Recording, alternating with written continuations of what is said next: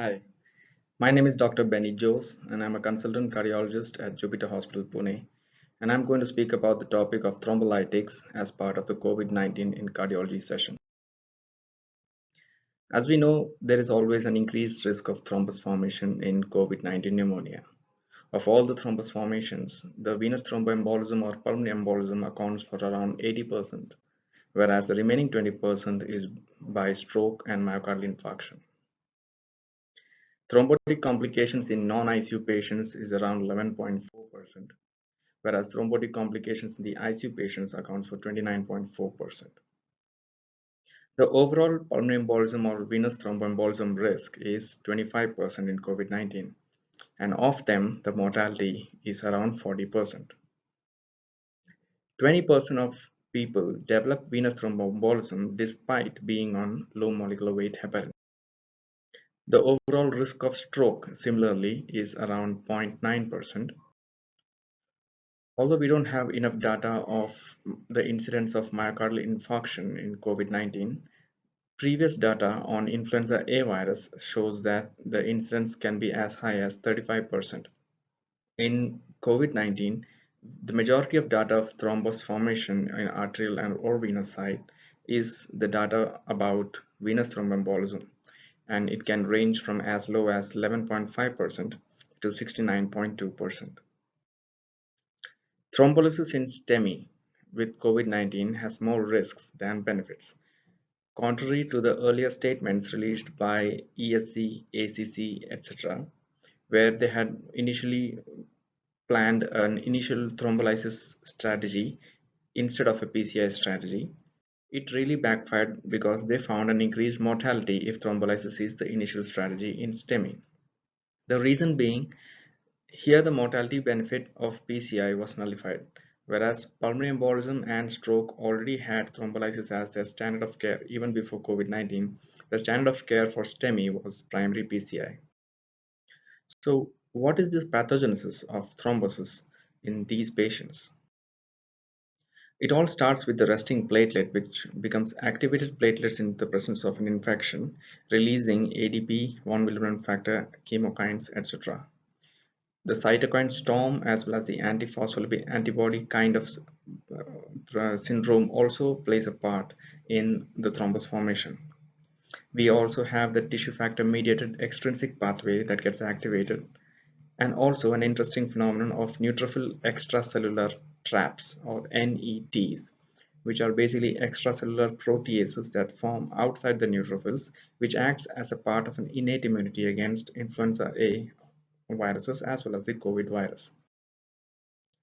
So how do critically ill COVID patients behave differently?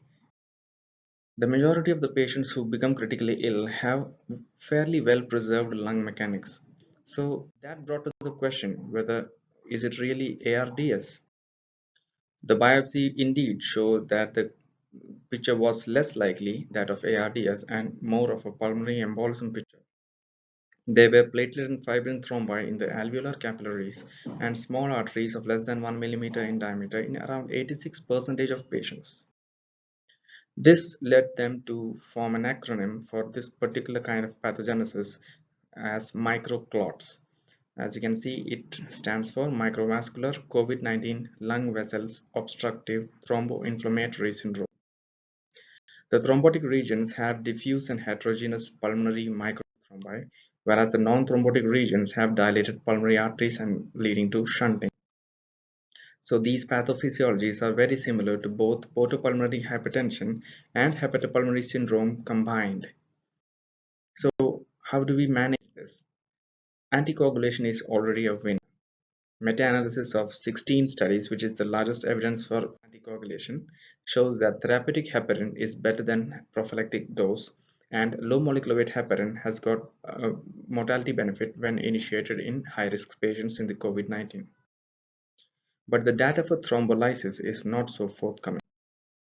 All we have is a group of case series to support our claim that thrombolysis might be beneficial.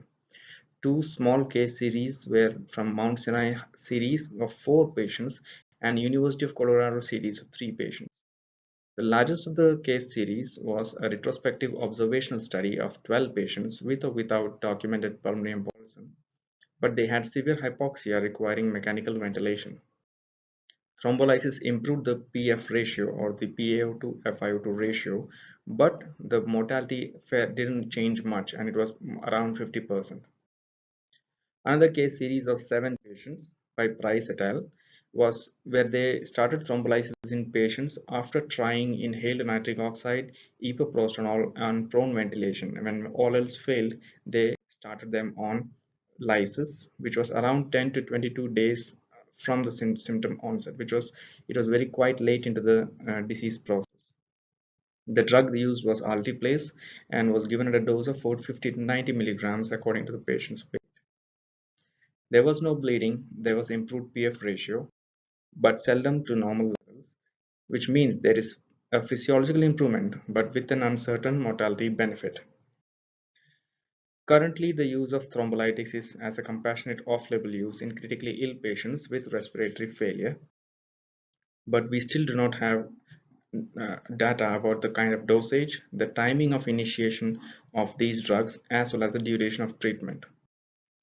There are thankfully 2 randomized trials that are currently ongoing to test this particular hypothesis. Both the trials use Altiplase, and we hope that the results will come out soon to answer these questions.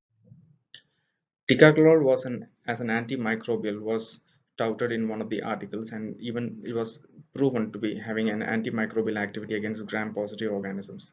That felt strange at that time, but now we're talking about thrombolysis for an atypical viral pneumonia as a management strategy. But let us hope that we can bid goodbye to COVID-19 in 2021 with one more weapon in our arsenal. Thank you.